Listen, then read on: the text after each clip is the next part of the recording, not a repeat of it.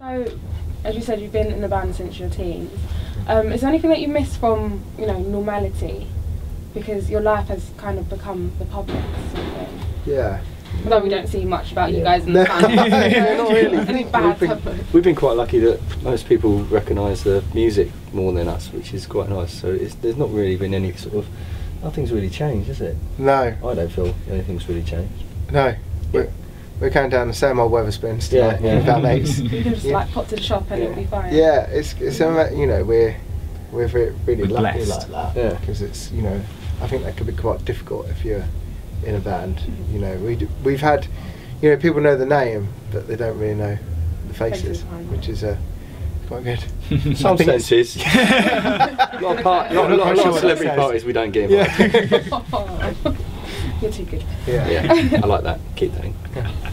So, fair enough, we've got this single coming out now, it's not released yet, but do you line up your second single before your current goes out, or do you see the success of that one and see where you go next with it, or is it all like mapped out?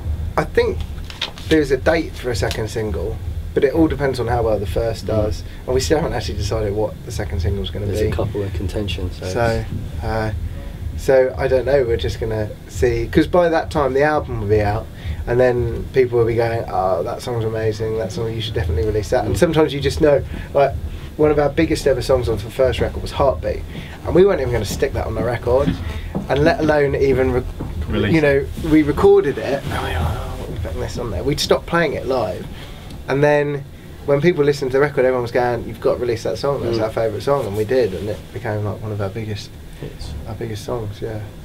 Cool. So touring, travelling, being away from home often, how do you adjust to not being around your comforts and stuff? Do you know what? I actually think the touring is quite easy compared to that. Basically you just pay loads of people to do loads of stuff for you. Sit back and fight. It's really hard Rich, work. can you get me a beer? Yeah. Brilliant. Can someone arm a shirt? Brilliant. Thank you. Because when you get home you've got to do all that yourself. I think it's I was reading something about Chris Martin saying that he played Wembley and it's like, yeah, I'm a big rock star, and then he got home and his kids were like, go and make me some breakfast, Dad. Make me some breakfast now. Get up. And I love being on tour. Absolutely, yeah. You're right. I think I never got the chance to travel when I was younger, and I think we all sort of decided that we always dreamt that we were going to be in a band, and from when we were 16 we thought that we'd be we get the chance to do loads of travel like that, and so I think we sort of really you always said enjoy it. We'll do the travelling when we do it with the band. In the tour bus. Yay. Cool. So now with new artists emerging as often as they come these days, basically, how do you maintain relevancy, or how do you feel like you guys stay relevant, taking so much time out to create another album and, not being...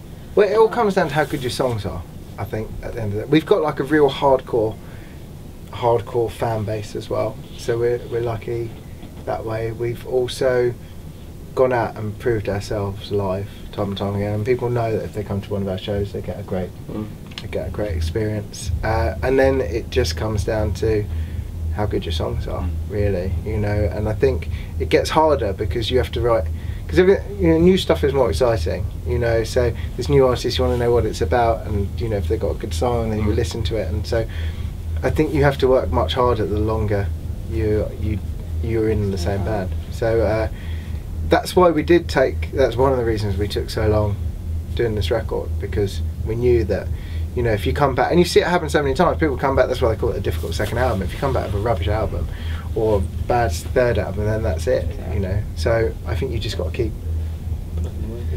working hard. So you guys ever find yourself singing your own songs in public? No.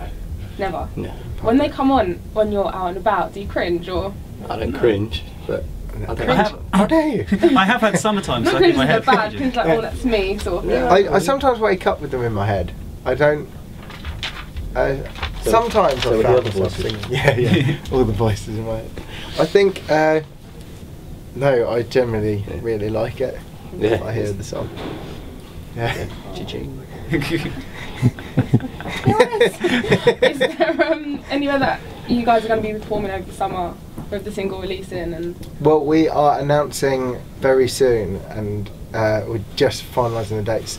A tiny little tour in October, which is going to be London, Birmingham, Manchester, Glasgow, and that's Bristol. it. So, yeah, it's really small venues. So we're really looking forward to doing that. So that'll be the shows. Okay, and where can people find the information, like Twitter, Facebook, Instagram?